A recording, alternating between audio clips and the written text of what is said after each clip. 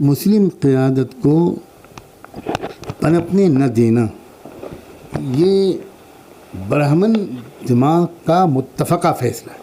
مومن ایک بل سے دو بار سے زیادہ نہیں ڈسا جاتا، 2 بار بھی نہیں ڈسا جاتا۔ ہم تو ہزاروں بار ڈسے جا چکے ہیں۔ کشن گنج کے عوام اس موقع پر حقدار کو اس کا حق دیں اور اختر الایمان کو بھاری تعداد میں وہ منتخب کریں، اس کو پارلیمنٹ میں بھیجیں، جہاں جہاں اس بات کا امکان ہو کہ ہم کسی آزاد پارٹی کے امیدوار کو جس پر بھروسہ کیا جا سکے ہم جتا سکیں، ہمیں پوری قوت کے ساتھ اس کو سپورٹ کرنا چاہیے کہ اس الیکشن کے ایسے نتائج کو برآمد کرنا ہماری ذمہ داری ہے جس کے بعد ہم اپنے سیاسی استحکام اور تعلیمی ترقی وغیرہ کے لیے کام کر سکیں۔ اس ملک میں جو اصل تقسیم ہونی چاہیے وہ سیکولر کمیونل کی نہیں، ظالم اور مظلوم کی۔ سن لو میری بات باتوں میں بڑی بات، ووٹ کی طاقت جان کے کر لو دیش کا وکاس۔ سمویدھان کو پتا چن کر قابل نیتا اب دو اس کو یہ بتا، سارے جہاں سے اچھا ہندوستان ہمارا، سارے جہاں سے اچھا ہندوستان ہمارا، سارے جہاں سے اچھا۔ السلام علیکم ورحمۃ اللہ وبرکاتہ۔ میں ہوں شمس تبریز قاسمی اور آپ دیکھ رہے ہیں ملت ٹائمز۔ ہندوستان میں مسلمانوں کا سیاسی معاملہ ہمیشہ موضوع بحث رہتا ہے۔ اس مرتبہ ایک مرتبہ پھر موضوع بحث ہے کہ ہندوستان میں سیاسی طور پر مسلمان کیسے ترقی کر سکتے ہیں، سیاسی میدان میں مسلمانوں کا شعور کیسے بیدار ہو سکتا ہے۔ کیا مسلمانوں کے سیاسی مسائل کا حل یہ ہے کہ وہ دیگر سیکولر پارٹیوں کا حصہ بنے، یا ایک حل یہ ہے کہ وہ خود اپنی سیاسی پارٹی بنائیں اور دیگر سیاسی پارٹیوں کے ساتھ ان کا الائنس ہو، اتحاد میں ان کی شرکت ہو؟ یہ ایک مرتبہ اس پر بحث ہو رہی ہے، ڈیبیٹ ہو رہا ہے، اور ملت ٹائمز نے اس موضوع پر مسلسل فوکس کیا ہے۔ اسی عنوان کے تحت ایک کنکلیو بھی ملت ٹائمز منعقد کر رہا ہے۔ اسی ایشو پر آج ہم بات چیت کر رہے ہیں ہندوستان کے معروف مفکر، دانشور، تھنک ٹینک حضرت مولانا خلیل الرحمن سجاد نعمانی صاحب سے۔ مولانا ملت کا عظیم سرمایہ ہے، ان کے پاس آئیڈیا ہے، وہ کام کرتے ہیں اس میدان میں اور جانتے ہیں کہ مسلمان سیاسی طور پر کیسے ترقی کر سکتے ہیں۔ مولانا ملت ٹائمز میں آپ کا بہت خیر مقدم ہے۔ ہم یہیں سے اس گفتگو کی شروعات کریں گے کہ ہندوستان کی آزادی کو 70 سال ہو گئے، اس پورے 70 سال میں سیاسی طور پر مسلمانوں کی کیا خدمات رہی، مطلب مسلمانوں نے سیاسی نمائندگی کے لیے کیا کچھ کیا ہے؟ دیکھیے، مسلمان نے اب تک کا جو وقت گزارا ہے یہ آئیڈینٹی کے تحفظ میں گزارا ہے۔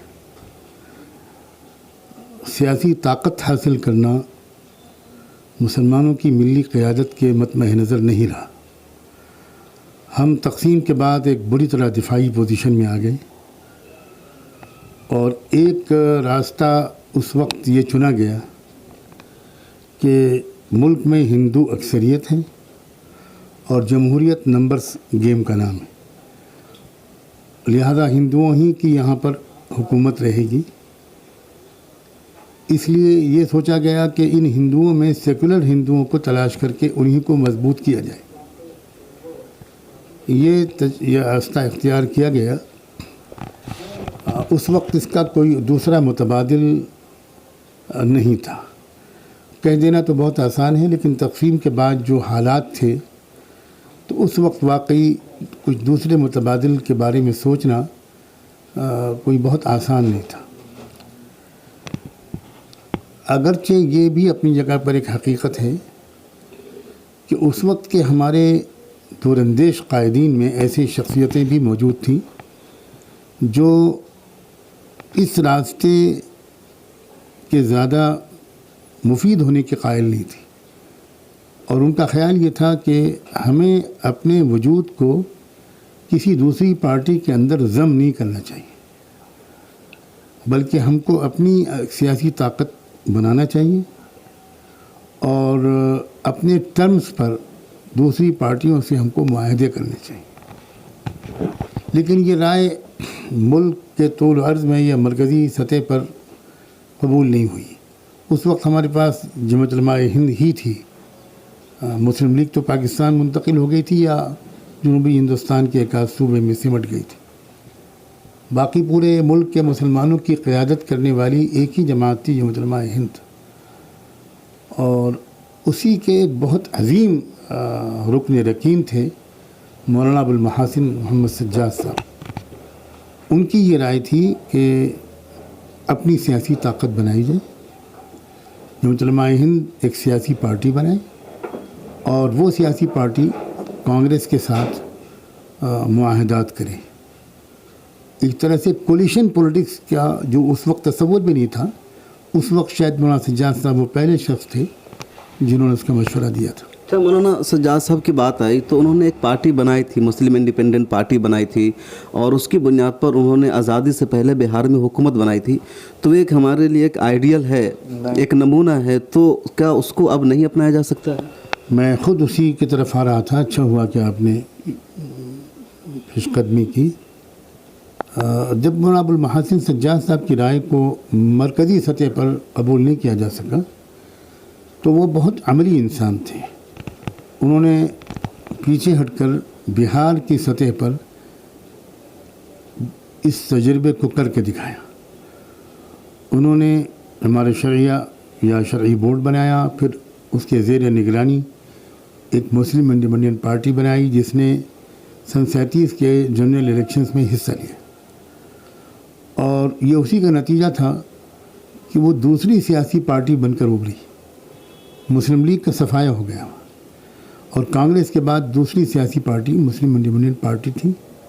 اور دلچسپ بات یہ ہے کہ کچھ شرطیں ایسی تھیں اس الیکشن یا اس حکومت کے ٹرمز میں جو کانگریس کو منظور نہیں تھی، چنانچہ کانگریس نے سنگل لارجسٹ پارٹی ہونے کے باوجود حکومت بنانے سے انکار کر دیا، اور مسلم انڈیپینڈنٹ پارٹی جب چونکہ سیکنڈ لارجسٹ پارٹی تھی، اس کو جب کال کیا گیا تو اس نے اس دعوت کو قبول کر لیا، اور کانگریس مجبور ہو گئی اپنے سیکولر فیس کو بچانے کے لیے کہ اس نے سپورٹ کا اعلان کر دیا، جس کے نتیجے میں مسلم انڈیپینڈنٹ پارٹی کی حکومت بن گئی۔ مطلب وہ ایسا ہی ہو گیا جیسے ابھی کرناٹکا میں ہوا، کانگریس بڑی پارٹی ہونے کے باوجود نہیں بنا سکے اور جے ڈی ایس کو اسے سپورٹ کرنا پڑا۔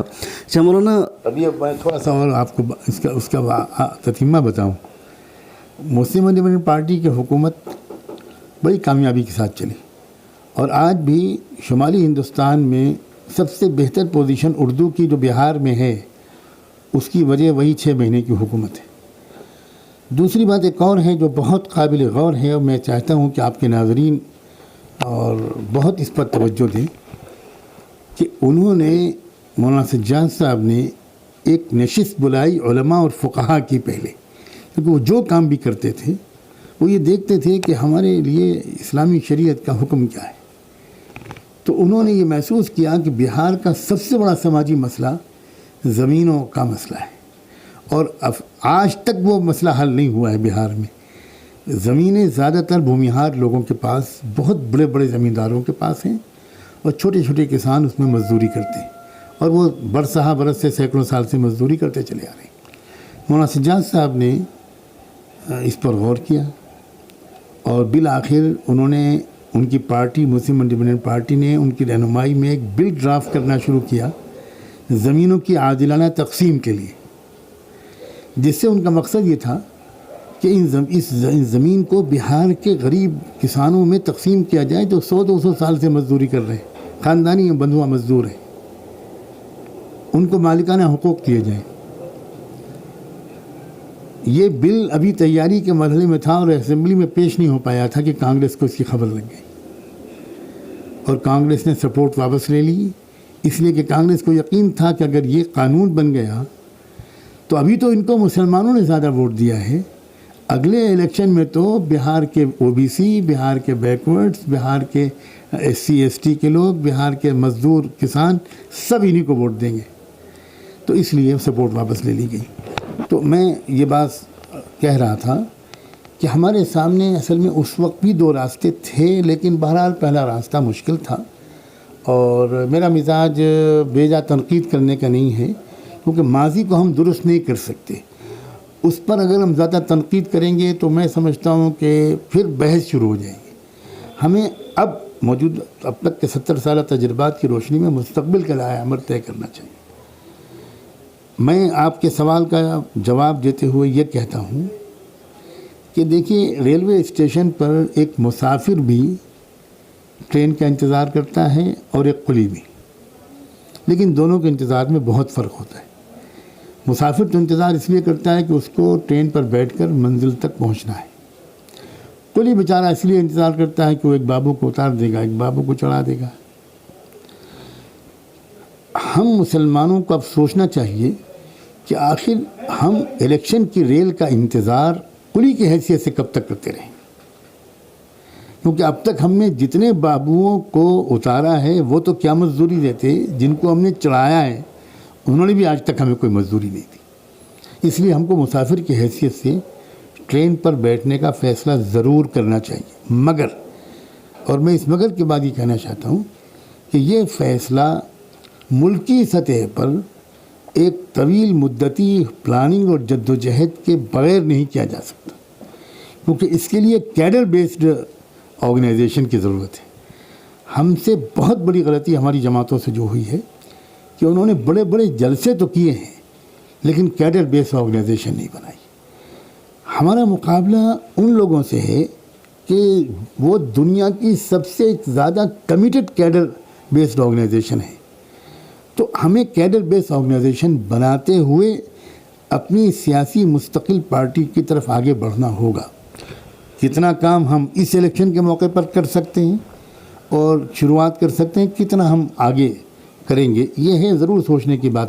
آج ہی ہم آنکھ بند کر کے ہر جگہ اپنی سیاسی پارٹی کا نعرہ بلند کرنے لگیں، شاید کوئی بھی عقل مند اور حقیقت پسند آدمی اس کی رائے نہیں دے گا۔ تو مولانا، ہندوستان میں 70 سال ہو گئے، اس میں بیشتر ایام میں کانگریس کی حکومت رہی اور مسلمانوں کو ہمیشہ RSS کا خوف دلایا گیا، ادھر کئی سالوں سے BJP کا خوف دلایا جاتا ہے، ہمیشہ آئین بدلنے کی بات کی جاتی ہے۔ تو مسلمان نفسیاتی دباؤ میں کب تک رہیں گے؟ کیا یہ جو 70 سالوں میں مسلمانوں نے اپنی کوئی سیاسی پارٹی نہیں بنائی، سیاسی طور پر وہ ڈیولپ نہیں ہوئے، تو اس کی وجہ یہی نفسیاتی خوف یا کچھ اور؟ دیکھیے، میں اس الیکشن کے موقع پر کانگریس کے بارے میں اپنے حقیقی خیالات کا اظہار کرنا ذرا مناسب نہیں سمجھتا۔ الیکشن ہو جانے دیجیے، پھر پوچھیے گا مجھ سے کہ کانگریس کے بارے میں میری رائے کیا ہے۔ لیکن میں یہ ضرور کہنا چاہتا ہوں کہ مومن ایک بل سے دو بار سے زیادہ نہیں ڈسا جاتا، 2 بار بھی نہیں ڈسا جاتا، ہم تو ہزاروں بار ڈسے جا چکے ہیں۔ تو ہمیں بہرحال اس الیکشن میں جہاں جہاں اس بات کا امکان ہو کہ ہم کسی آزاد پارٹی کے امیدوار کو جس پر بھروسہ کیا جا سکے ہم جتا سکیں، ہمیں پوری قوت کے ساتھ اس کو سپورٹ کرنا چاہیے۔ لیکن بقیہ ملک کے اکثر حلقوں میں تو یہ صورتحال نہیں ہے، تو یہ مشورہ تو ہم نہیں دے سکتے جذباتی قسم کا، لیکن یہ ضرور کہیں گے کہ اس الیکشن کے ایسے نتائج کو برآمد کرنا ہماری ذمہ داری ہے جس کے بعد ہم اپنے سیاسی استحکام اور تعلیمی ترقی وغیرہ کے لیے کام کر سکیں۔ ہمیں کام کرنے کے لیے وقت درکار ہے، جو کام ہم نے اب تک نہیں کیا تلافی مافات کے لیے، اور خدا نخواستہ اگر ایسے نتیجے آئے جو دستور ہی کو بدل ڈالنے کی تیاری کر رہے ہیں لوگ، تو پھر تو ہم کام بھی نہیں کر پائیں گے۔ تو اس وقت ہمارے سامنے یہ ہے کہ جو مصائب ہمارے اوپر اس دستور کے ہوتے ہوئے آئے ہیں، تو تصور کیجئے جب یہ دستور ہی نہیں رہے گا تو اور کیا پہاڑ ٹوٹے۔ یہاں پر کئی بات ہو گئی، کانگریس کی ایک بات اور ایک دستور کی بات، اس دونوں پہ ہم بات کریں گے، لیکن پہلے کانگریس پہ، کہ اپنے کانگریس کے بارے میں ایک بات پہلے بتایا کہ اس نے 1937 میں ہی مسلم قیادت کو ختم کر دیا، اور ابھی 2019 میں ہم بات کر رہے ہیں تو کانگریس نے بھی مسلم قیادت کو بالکل قریب تک نہیں ہونے دیا، اسے ختم کر رہی ہے۔ بہار میں اس نے الائنس کیا، مکیش سہنی کے ساتھ الائنس کر لیا، ماجھی کے ساتھ الائنس کیا، جن کا کوئی ووٹ نہیں ہے، نہ ان کے کہنے پر ان کی کمیونٹی کے کوئی لوگ ووٹ نہیں دیتے ہیں۔ آسام کی ایک تازہ مثال ہمارے سامنے ہے، 2014 میں UDF کے 3 MP ہوئے تھے، کانگریس کے 3 MP ہوئے تھے، دونوں کی حیثیت برابر ہے لوک سبھا میں، बदरुद्दीन अजमल साहब ने पूरी कोशिश की, 2016 के असेंबली इलेक्शन में भी उन्होंने अलायंस नहीं किया और बीजेपी वहाँ पर आ गई। 2019 में भी कांग्रेस ने उनके साथ अलायंस नहीं किया और इसके बावजूद उन्होंने 3 सीटों पर अपने उम्मीदवार खड़े किए जहाँ के उनके सिटिंग एमपी थे, बकिया 11 सीटें छोड़ दी। कांग्रेस फिर भी नहीं मान रही है, तो अब यहाँ पर अगर वोट की तकसीम होगी या बीजेपी 2016 में आसाम में आई, फिर अगर आ सकती है, तो इसके लिए किसको ज़िम्मेदार ठहराया जाएगा? और जो मुस्लिम वोटर्स हैं, जो सेकुलर लोग हैं, वो क्या करें वहाँ? देखिए, मैं तो सेकुलर और कम्युनल की तकसीम ही को एक बहुत बड़ा धोखा समझता हूँ। ये ख़ुद एक फ़रेब है। कोई भी नज़रियाती तहरीक, कोई भी आइडियोलॉजिकल मूवमेंट जब पॉलिटिकल पार्टी बनाती है तो वो कभी एक पार्टी नहीं बनाती, कम से कम 2 पार्टी बनाती, क्योंकि एक से पब्लिक जब नाराज़ होगी तो वो दूसरी पार्टी को इक़्तिदार में लाएगी और कोई ज़मीनी तब्दीली नहीं होगी। अमेरिका में डेमोक्रेट्स हैं और रिपब्लिकन्स हैं। जब इससे पब्लिक नाराज़ होती है तो इनको ले आती है और इनसे नाराज़ होती है तो उनको ले आती है, लेकिन किसी भी शोबे ज़िंदगी में कोई नुमायाँ तब्दीली नहीं होती। यही हाल यूके का है, कंजर्वेटिव और लेबर पार्टी, वहाँ भी यही सूरत हाल है कि जब कभी भी पब्लिक नाराज़ होती है तो अदल बदल करना करती है। यही सूरत हाल हमको समझना चाहिए कि हमारे मुल्क में भी है, लेकिन अब सूरत हाल ये है कि हमको इस सूरत हाल को तब्दील करना एक झटके में मुमकिन नहीं है। जज्बात अपनी जगह पर, लेकिन हमको इस सूरत हाल को तब्दील करने के लिए एक लंबी मुखलिसाना और मंसूबाबंद जद्दोजहद चाहिए। उस जद्दोजहद के लिए हमको काम करने का वक्त चाहिए। अब इस वक्त सूरत हाल ये है कि हमको इस इलेक्शन में इस तरह के नतीजे चाहिए कि उसके बाद हम कुछ काम कर सकें। क़यादत, मुस्लिम क़यादत को पनपने न देना, ये ब्राह्मण दिमाग का मुत्तफ़क़ा फ़ैसला है। इस मुल्क में जो असल तकसीम होनी चाहिए वो सेकुलर कम्युनल की नहीं, ज़ालिम और मज़लूम की। और मैं अब ये कहना चाहता हूँ, ताकि नज़रियाती बहस के बजाय हम अमली इशारे करें। हमारे मुल्क में इस वक्त एक ऐसी मोड़ पर हम पहुँच गए हैं कि सिर्फ मुसलमान नहीं हैं जो कांग्रेस से परेशान हैं या सो कॉल्ड सेकुलर और कम्युनल फोर्सेस से परेशान हैं। बहुत बड़ी आबादी की अक्सरियत है जिसके अंदर ऐसी तहरीकें शुरू हो गई हैं जो ब्राह्मणवाद से परेशान हैं। सिख भी परेशान हैं, आदिवासी भी परेशान हैं, SC ST भी परेशान हैं, लिंगायत भी परेशान हैं। आदिवासी 11.5 करोड़ हैं और लिंगायत 7.5 करोड़ हैं। सिख भी बेहद परेशान हैं, क्रिश्चियंस परेशान हैं, बुद्धिस्ट परेशान हैं, SC ST के लोग परेशान हैं, ट्राइबल्स लोग परेशान हैं। ज़रूरत इस बात की है कि मुसलमान और ये सब मज़लूम तबका एक ग्रैंड अलायंस बनाए। ये ग्रैंड अलायंस अच्छी टक्कर दे सकता है और मुल्क के हालात में एक तब्दीली ला सकता है। और इस ग्रैंड अलायंस के लाने के लिए हमें वक्त चाहिए, हमें वक्त हासिल करना। इस इलेक्शन में हमको टाइम गेन करना है उन कामों के करने के लिए जो हमने अब तक नहीं किए। और मैं समझता हूँ इस जवाब में आपके सवाल का पूरा जवाब मौजूद है। हो सकता है कि वो अल्फाज में। एक और बात ये कि अभी जो मुस्लिम क़यादत है उनका जो रवैया है ख़ुद मुस्लिम सेकुलर पार्टियों के तय वो बड़ा मशकूक सा रहता है। मान लीजिए अभी दिल्ली में आम आदमी पार्टी और कांग्रेस के दरमियान अब तक इत्तेहाद नहीं हो सका, कोशिश हो रही थी। इस कोशिश में मुस्लिम क़यादत बहुत ज़्यादा आगे है। मुस्लिम जर्नलिस्ट, मुस्लिम कायदीन ख़त लिख रहे हैं, प्रेस रिलीज़ जारी कर रहे हैं कि आम आदमी पार्टी कांग्रेस दिल्ली में अलायंस कर ले। बिहार में एक सीट पर सिर्फ MIM इलेक्शन लड़ रही है। उस पर किसी मुस्लिम क़यादत ने नहीं कहा कि कांग्रेस दीगर पार्टियाँ पूरे 39 सीटों पर बिहार में लड़े, एक सीट MIM के लिए छोड़ दें। अख्तरुल इमानो एक सेकुलर है, RJD में थे। हालांकि जब दूसरों से अलायंस नहीं हो रहा तो ख़त पर ख़त लिखे जा रहे थे, मज़ामीन जारी किए जा रहे थे कि कांग्रेस सबको लेकर साथ चले। इसी तरीके से UDF की मिसाल है, आसाम में उसने उसके साथ अलायंस नहीं किया, उन्होंने कोशिश की तो किसी भी मुस्लिम क़यादत ने इस पर कांग्रेस پر دباؤ نہیں بنایا, کوئی پریس ریلیز جاری نہیں کی. حتیٰ کہ 2016 میں جب وہاں کا نتیجہ سامنے آیا تو سب نے UDF کو بلیم کیا کہ اس کی وجہ سے وہاں BJP آئی, حالانکہ ان کی طرف سے پوری کوشش ہوئی, کانگریس نے نہیں کیا. تو سوال کانگریس پر نہیں, سوال مسلم قیادت کے اس رویے پر ہے. میں تو اختر الایمان کو مبارکباد دیتا ہوں کہ کانگریس کا احسان کا بوجھ ان کو اپنے کندھوں پر لادنا نہیں پڑا, اور اس کو زیادہ بہتر سمجھتا ہوں کہ وہ مرہون منت ہوئے بغیر خود اپنی طاقت کے بلبوتے پر اور عوامی مقبولیت کے بلبوتے پر وہ پارلیمنٹ میں پہنچے. یہ مستقبل کے لحاظ سے زیادہ مفید ہوگا.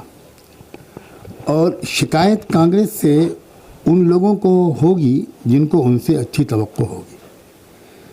ان لوگوں کی ناموں کی فہرست میں میرا نام آپ نہیں تلاش کر پائیں گے, اس لیے مجھے کوئی شکایت بھی نہیں, اس لیے کہ مجھے ان سے کچھ امید بھی نہیں.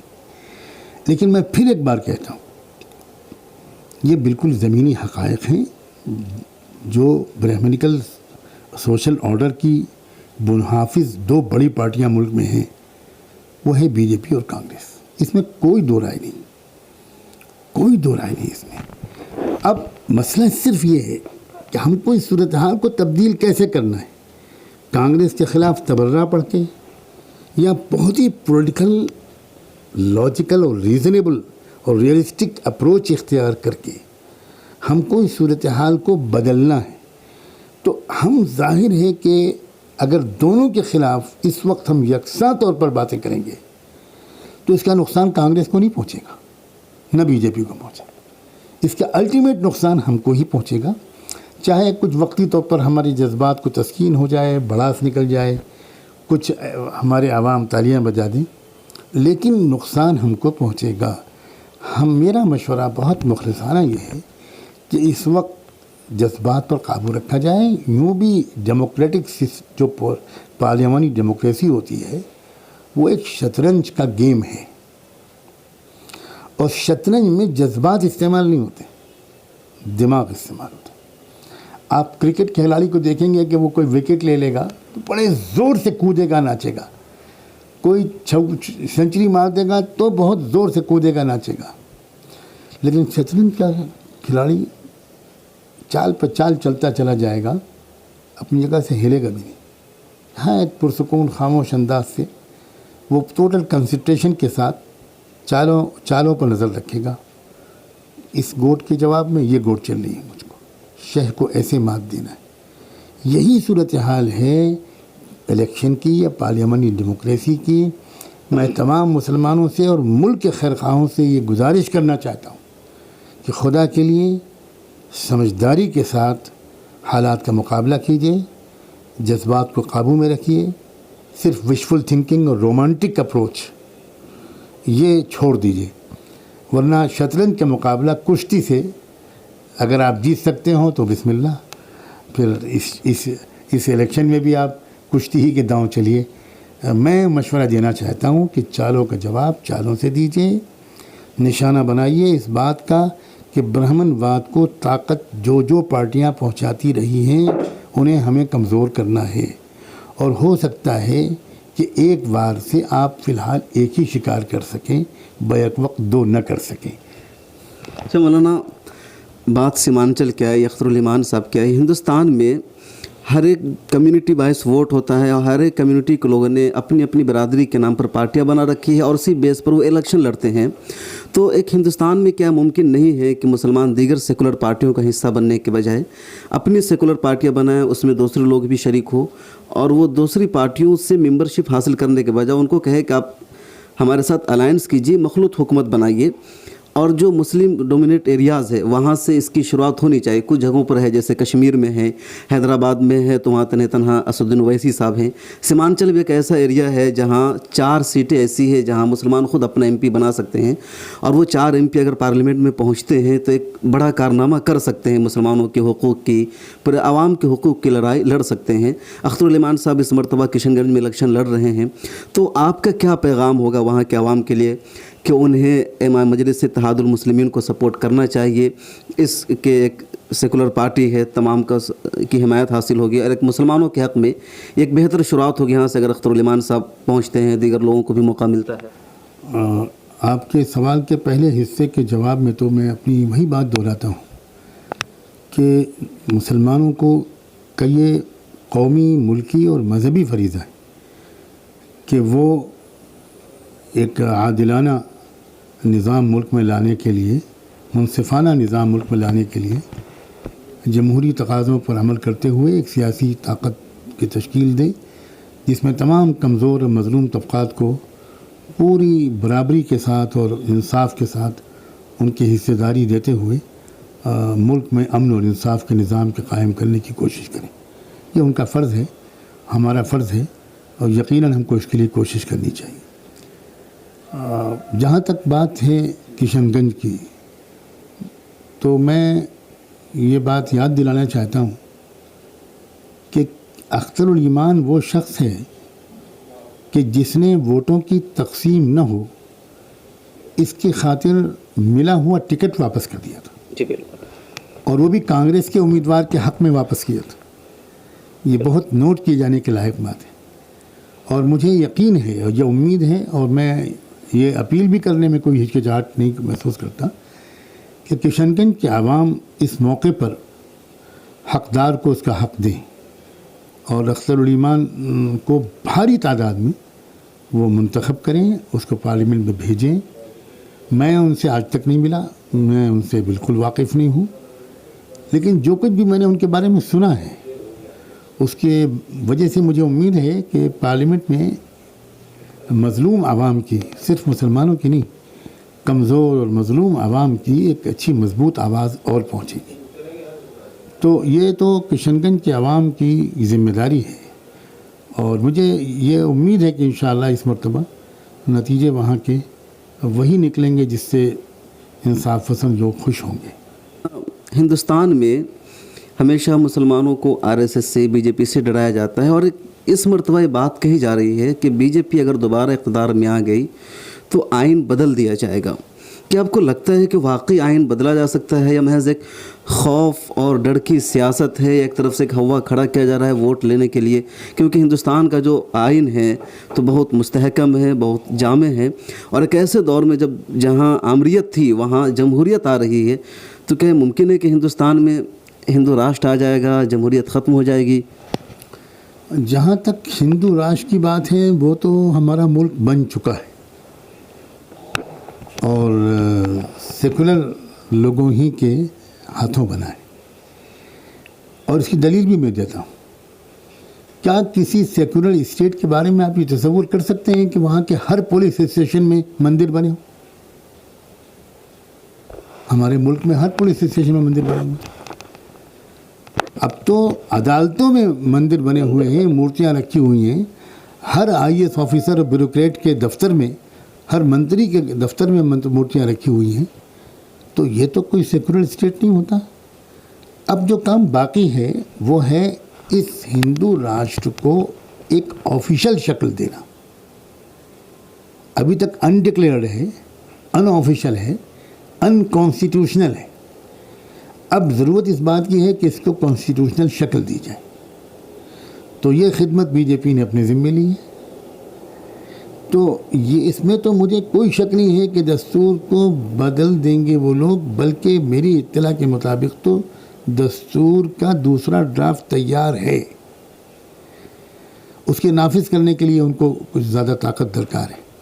لیکن میں ساتھ میں یہ بات بھی کہنا چاہتا ہوں کہ ملک کا جو ہمارے ملک کا اجتماعی ضمیر ہے وہ اس کو برداشت نہیں کرے گا. اچھا, یہ ایک بات ہے کہ کانگریس اور بی جے پی دونوں کی حکومت تھی, ہم کانگریس کو یا مسلم قیادت پورے طور پر سپورٹ کرتی ہے, تو کیا بی جے پی جو اتنی مضبوط ہوئی ہے یا اس کے جو اتنے فالوورز بڑھے ہیں تو اس کے لیے بی جے پی کی ایک طرفہ مخالفت بھی ہے؟ اسی سے یہ کہ جب ہم جائزہ لیتے ہیں, پچھلے 10 سال یو پی اے کی حکومت رہی اور یہ 5 سال بی جے پی کی حکومت تھی, تو دونوں میں مسلمانوں کو ایک طرح سے ڈرایا گیا. یو پی اے کی حکومت میں دہشت گردی کے نام پر مسلمانوں کو جگہ بجگہ گرفتار کیا گیا, ایک خوف اور ڈر کا ماحول تھا. کانگریس نے این آئی اے تشکیل دیا جس نے بے جا گرفتاریاں کی. اس حکومت میں بہت زیادہ لنچنگ ہوئی, تو خوف دونوں جگہ ہے. نہیں، میرا تجزیہ ذرا مختلف ہے.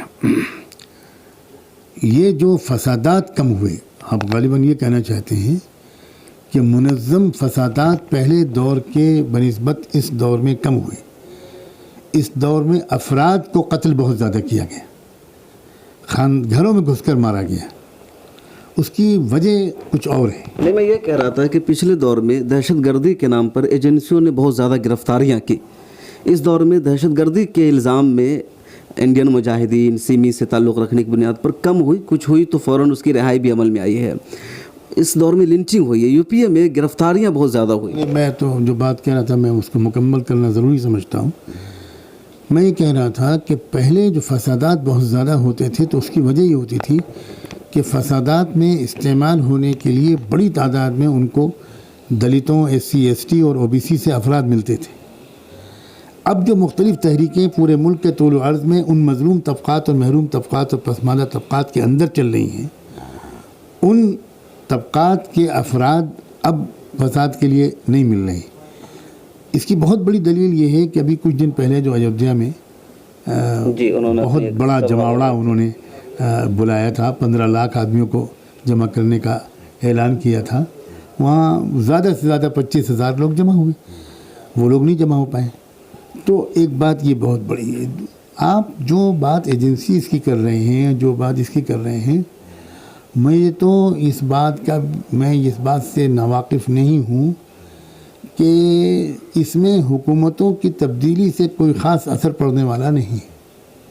یہ کھیل ایجنسیز کا ہوتا ہے، اور ایجنسیز میں جس ذہنیت کے لوگ بہت عرصے سے پلان کیے جاتے رہے ہیں، تو اس میں کوئی بہت بڑی تبدیلی کا پیدا ہونا ابھی بہت مستقبل قریب میں آسان نظر نہیں آتا.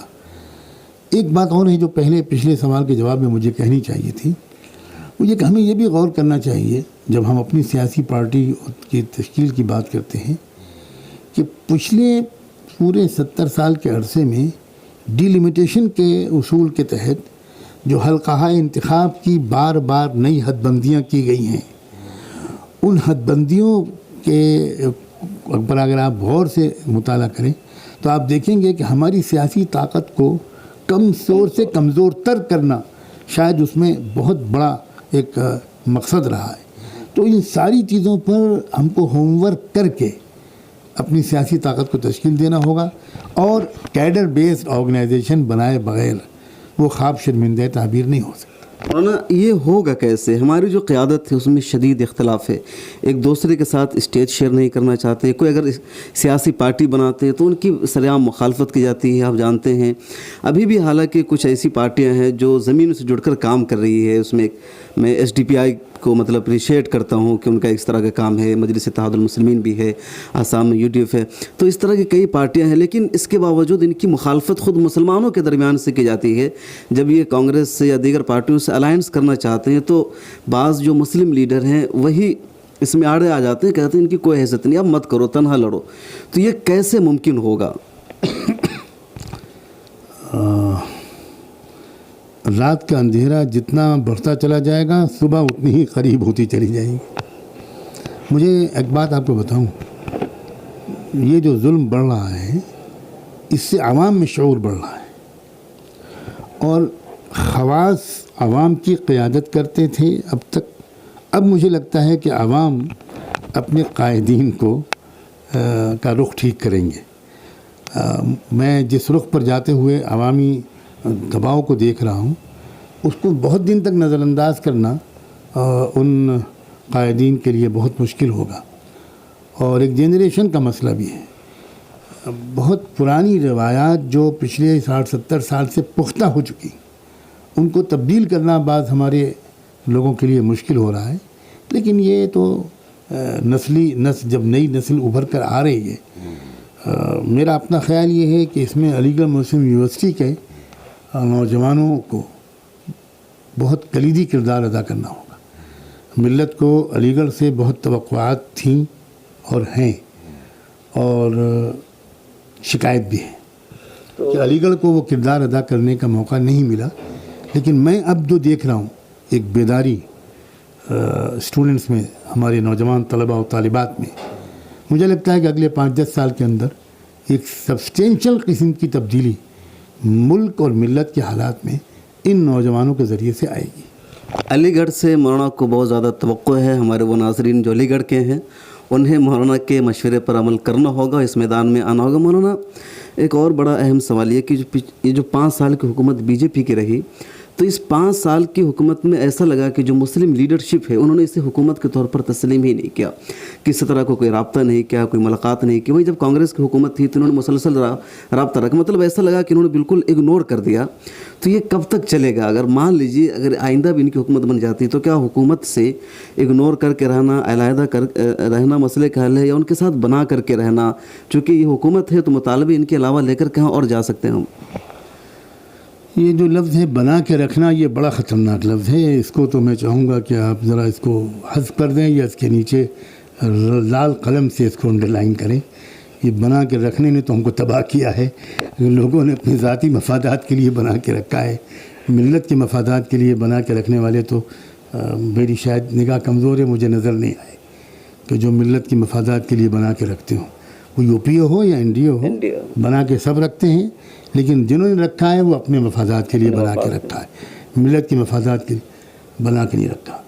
حکومت کو تسلیم کرنے کا سوال ہی پیدا نہیں ہوتا، یعنی حکومت کا مطلب کسی مخصوص لیڈر کو، حکومت نام ہے کلیکٹر کا، حکومت نام ہے ایس پی کا، تھانے کا، اس کو تو سب تسلیم کرتے ہیں، اس سے برابر ڈیلنگ ہوتی ہے۔ جب بھی کوئی معاملہ آتا ہے ہم کورٹ بھی جاتے ہیں، ہم تھانے بھی جاتے ہیں، ہم مقامی کلیکٹر اور ایس پی سے بھی رابطہ قائم کرتے ہیں، اس کو اپائنٹ کیا ہو یوگی نے یا کسی اور نے، لیکن ہم تو اس سے رابطہ کرتے ہیں، ہم آئی اے ایس آفیسر سے رابطہ قائم کرتے ہیں، ہم راشن کارڈ، آدھار کارڈ، فلاں آدھار، یہ سب حکومتی کے تو انتظامات ہیں۔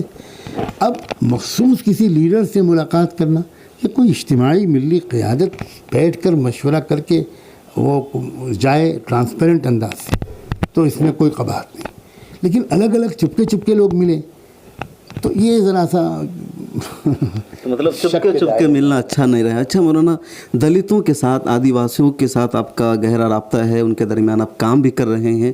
ایک کہا بھی جا رہا ہے کہ ہندوستان میں مسلم اور دلت مل کر ایک انقلاب برپا کر سکتے ہیں، برہمن واد کا یہ لوگ مقابلہ کر سکتے ہیں۔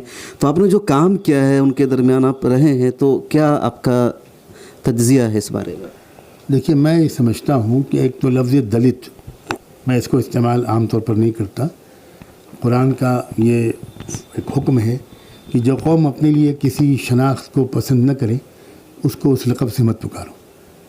تو ہمیں دستوری الفاظ استعمال کرنے کی عادت ڈالنی چاہیے۔ دستور میں ان لوگوں کے لیے 2 لفظ استعمال ہوئے ہیں، ایک شیڈول کاسٹ اور ایک schedule tribe, S C S T, میں وہی الفاظ استعمال کرتا ہوں۔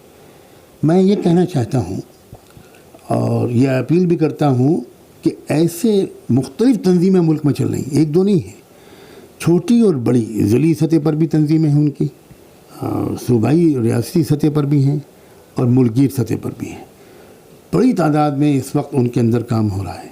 یہ جتنے بھی غیر برہمن طبقات ہیں جن کو ہم کہتے ہیں اوپرس کلاس، پہلے ان کو انٹچیبلز کہا جاتا تھا، اب ان کو ایس سی ایس ٹی کہا جاتا ہے، او بی سی کہا جاتا ہے، ان کے اندر جو اس وقت تحریکیں سنجیدہ چل رہی ہیں اور جو تربیت یہ اپنے کیڈر کو دے رہے ہیں، میں اپیل کرتا ہوں مسلمان دانشوروں سے، عوام سے، علماء سے، انٹلیکچول لوگوں سے، نوجوانوں سے، کہ وہ ان کے پروگراموں میں شریک ہو کر خاموشی سے پہلے سنیں، پہلے ان کے آئیڈیاز کو سمجھیں۔ ہم ان کے تمام نظریات سے متفق ہوں یہ ہرگز ضروری نہیں ہے۔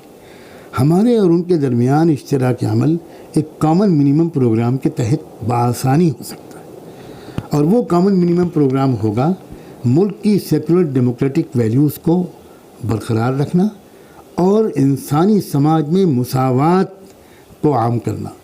توحید اور مساوات اسلام کی یہی 2 بنیادی تعلیمات ہیں، اور یہ اس طرف میں دیکھ رہا ہوں کہ یہ طبقہ بڑی تیزی سے لپک رہا ہے۔ ایک یہ کہا جا رہا ہے مولانا کہ جن لوگوں نے ایسی مہم چلائی ہے، ان سے رابطہ کرنے کی کوشش کی ہے، تو ان کی طرف سے کہا گیا کیا آپ چھوٹے بھائی بن کے رہیے، ہم اس میں بڑا رول ادا کریں گے، اور جس طرح آپ نے کانگریس کو دیگر لوگوں کو اقتدار سونپا ہے، ایک مرتبہ ہمیں بھی سونپی ہے، اور اس کی وجہ سے مسلم قیادت ساتھ نہیں ہو پاتی ہے ان کے۔ نہیں، میں تو اس کو تسلیم بالکل نہیں کرتا، میرا تجربہ اس کی تصدیق نہیں کرتا، اور ہو سکتا ہے کہ کسی نے یہ بات کہی ہو، میں اس کا انکار بھی نہیں کرتا. اصل میں یہ جو رابطے کی کمی ہو رہی ہے، یہ دونوں طرف سے کچھ کمزوریاں ہیں جو رکاوٹ بنی ہوئی ہیں. ہماری طرف سے جو رکاوٹ ہے وہ یہ ہے کہ کچھ ہماری جو قیادت ہے وہ کچھ ایسے حضرات کے ہاتھ میں ہے کہ جو اپنے مریدوں، معتقدوں، شاگردوں کے درمیان رہتے ہیں، اور ان سے جس قسم کا اکرام کے وہ عادی ہیں، وہ امید کرتے ہیں کہ سب طرف سے ان کو یہ اکرام ملے گا. یہ سب سے بڑا ہمارا المیہ ہے.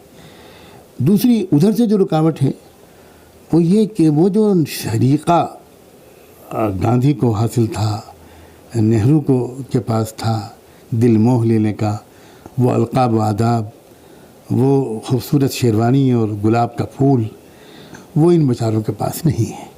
یہ اکھڑ مزاج لوگ ہیں، جو دل میں ہوتا ہے وہ صاف صاف کہہ دیتے ہیں، اور اس کو برداشت کرنے کی ہمارے اندر صلاحیت نہیں. تو یہ میرے تجربے کے مطابق جو 15-16 سال سے ان کے ساتھ کام کر رہا ہوں، تو مجھے یہ لگتا ہے کہ یہ رکاوٹیں ہیں. ورنہ اگر ہم غیر رسمی طور پر بار بار ملاقاتیں کریں اور کچھ برداشت کریں تو بہت ہمارے درمیان ایک میٹنگ پوائنٹس نکل سکتے ہیں، اور ہم ان نکات پر متفق ہو سکتے ہیں کہ یہ ہے ہماری اور آپ کے مشترکہ جدوجہد کی شرطیں، اور یہ ہیں اس کے حدود. باقی فلاں چیز میں آپ ہم سے متفق نہ ہوئیے، ہم آپ سے متفق نہیں ہوں گے. ہم آپ سے اس کا مطالبہ نہیں کریں گے، آپ ہم سے اس کا مطالبہ نہیں کیجیے. اور جب ساتھ مل کر بیٹھیں گے تو ہو سکتا ہے کہ اشتراک اور اتفاق کے نکات میں اضافہ ہوتا چلا جائے، غلط فہمیاں دور ہوتی چلی جائیں. میں یقین سے کہتا ہوں کہ مستقبل انہی طبقات کا ہے.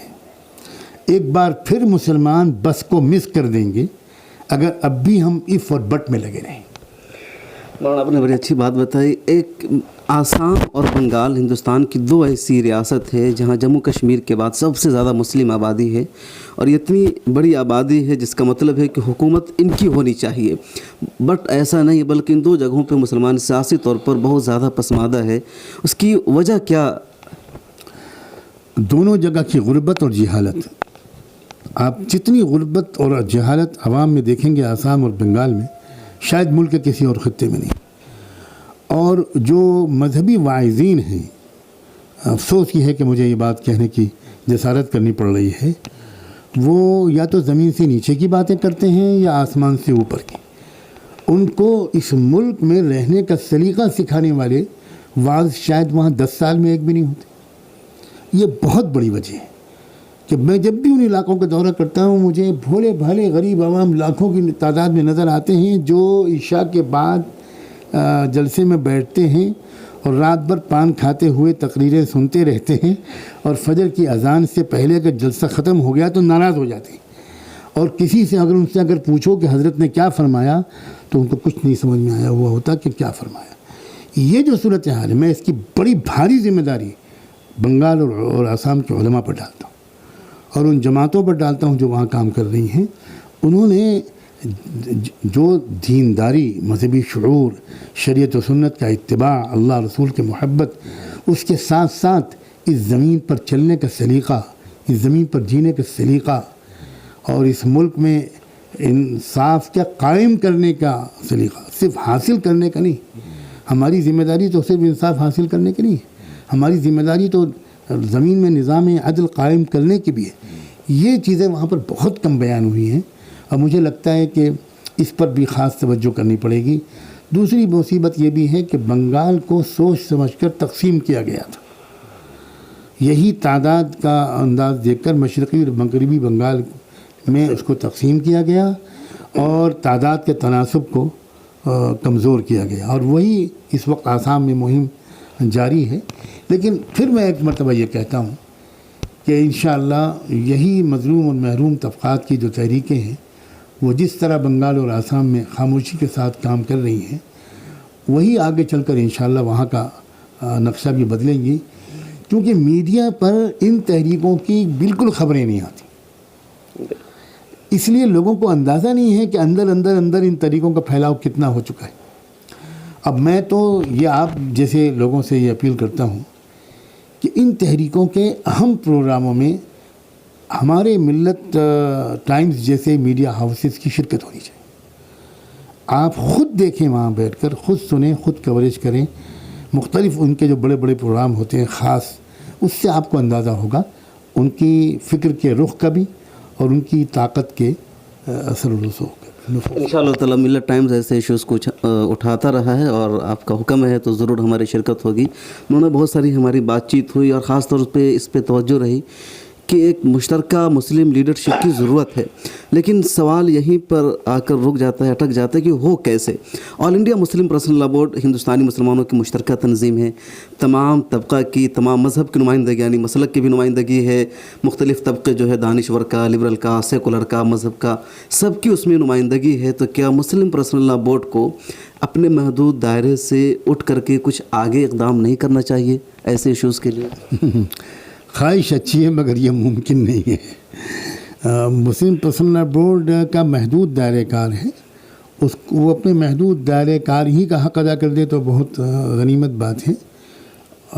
وہ میدان سیاست میں براہ راست بورڈ کے بینر سے کوئی رہنمائی نہیں کر سکتا، اس کی کوئی امید ہی مت رکھیے۔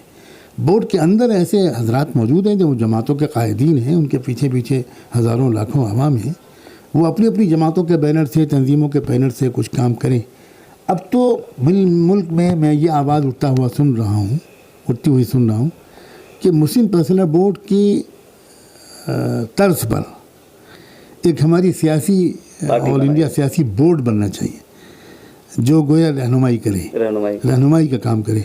یہ بات ضرور ایسی ہے کہ مسلم پرسنل لا بورڈ نہیں، لیکن علماء کو، جماعتوں کے قائدین کو، اس طرح کی تنظیمیں تو ہے بنی، آل انڈیا ملی کونسل ہے، آل انڈیا مسلم مجلس مشاورت ہے، تو تقریباً سب کا مقصد یہی ہے۔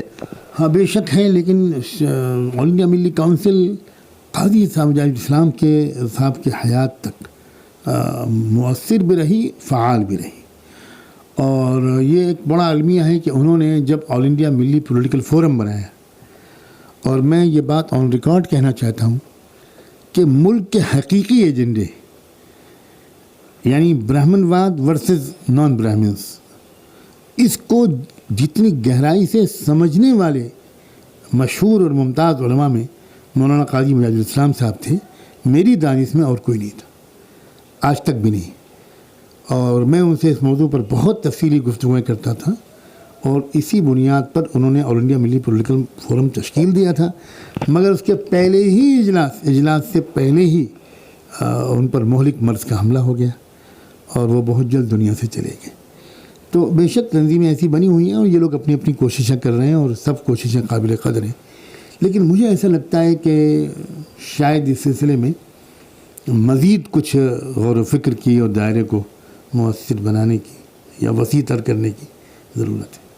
بہت ساری بات چیت ہوئی، آخری میں ایک پوائنٹ کی بات لے کر کے ہم ختم کریں گے کہ الیکشن 2019 چل رہا ہے، اب ووٹنگ شروع ہونے والی 11 اپریل سے، تو ملک بھر کے مسلمانوں کو ووٹ کس بنیاد پر دینی چاہیے، کیا ان کا ایجنڈا ہونا چاہیے، وہ آپ کا ایک پیغام ہوگا؟ بس میں تو صرف مسلمانوں کو نہیں، کیونکہ میں کبھی بھی صرف مسلمانوں کو مخاطب نہیں کرتا، ملک کے تمام امن اور انصاف پسند شہری، ہمارے تمام وہ ناگرک جو اس سمویدھان کو بچانا چاہتے ہیں، سیکولر ڈیموکریٹک ویلیوز کو بچانا چاہتے ہیں، اور ملک کو ایک کارپوریٹ فیشزم سے، سرمایہ دارانہ فسطاریت سے بچانا چاہتے ہیں، انہیں بہت سوچ سمجھ کر ہر حلقے انتخاب میں اس امیدوار کو ووٹ دینا چاہیے جو سرمایہ دارانہ فسطاریت کے علمبرداروں سے اس ملک کو بچا سکے۔ اس وقت ہمارے سامنے یہی ایک عملی مشورہ ہے جو میں دے سکتا ہوں، اور میں سمجھتا ہوں کہ ملک کے لوگوں میں اتنی اویئرنیس اور شعور آ گیا ہے کہ اس متن کی کسی شرح اور حاشیے کی ضرورت نہیں ہے۔ تو ناظرین، آپ نے سنا 2019 کا الیکشن بہت اہم ہے، آئین دستور کے تحفظ کی جنگ ہے، اور سوچ سمجھ کر ووٹ دینا ہے جو فسطائیت کے خلاف ہو، فاشزم کے خلاف ہو۔ مولانا نے اپنی پوری طویل گفتگو میں اس بات پر زور دیا کہ کانگریس ہو یا بی جے پی ہو، دونوں برہمنواد کے نظریہ پر قائم ہیں، اور مسلمانوں کو سیاسی شعور پیدا کرنے کے لیے، سیاسی بیداری لانے کے لیے، یا سیاسی بالادستی قائم کرنے کے لیے نظریاتی طور پر خود ایک پارٹی بنانے کی ضرورت ہے جس میں ان کی لیڈرشپ लीडरशिप हो, उनकी क़यादत हो और दूसरों के साथ उनका समझौता अलाइंस हो, ख़ुद उसका हिस्सा न हो। आपने तवील गुफ्तगू सुना। इस मौजू पर, इस इशू पर आप क्या सोचते हैं, आपका क्या रद्द अमल है, आप क्या तबसरा करते हैं अपने ख़यालात से कमेंट्स बॉक्स में हमें ज़रूर आगाह कीजिए। यहाँ लिखिए, आप हमें मेल कर सकते हैं, हमारी वेबसाइट पर लिख सकते हैं। अगर आप कोई तवील मकाला इस पर लिखना चाहते हैं, एक डिस्कस का मौजू है, एक डिबेट का मौजू है, तो उसे हमें भेजिए। हमारी वेबसाइट मिल्लत टाइम्स में आपके मज़मून शाया होगा और मज़ीद इस तरह की गुफ्तगू हम आप तक पहुंचाएंगे, सिलसिला जारी रहेगा। आपसे दरख्वास्त है कि अगर आप हमें यूट्यूब पर देख रहे हैं तो ये चैनल सब्सक्राइब कीजिए, फेसबुक पर देख रहे हैं तो पेज लाइक कीजिए। ताज़ा तरीन ख़बरों के लिए लॉगिन कीजिए www.millattimes.com। मिल्लत टाइम्स की वीडियोस देखने के लिए यहाँ क्लिक करके सब्सक्राइब करें और हाँ, बेल आइकन जरूर दबाएं। अगर फेसबुक पर देख रहे हैं तो पेज लाइक करें। ताज़ा तरीन खबरों और मज़ामीन के लिए विजिट करें हमारी वेबसाइट www.millettimes.com। हमारी ये वेबसाइट उर्दू, हिंदी, इंग्लिश तीनों लैंग्वेज में मौजूद है।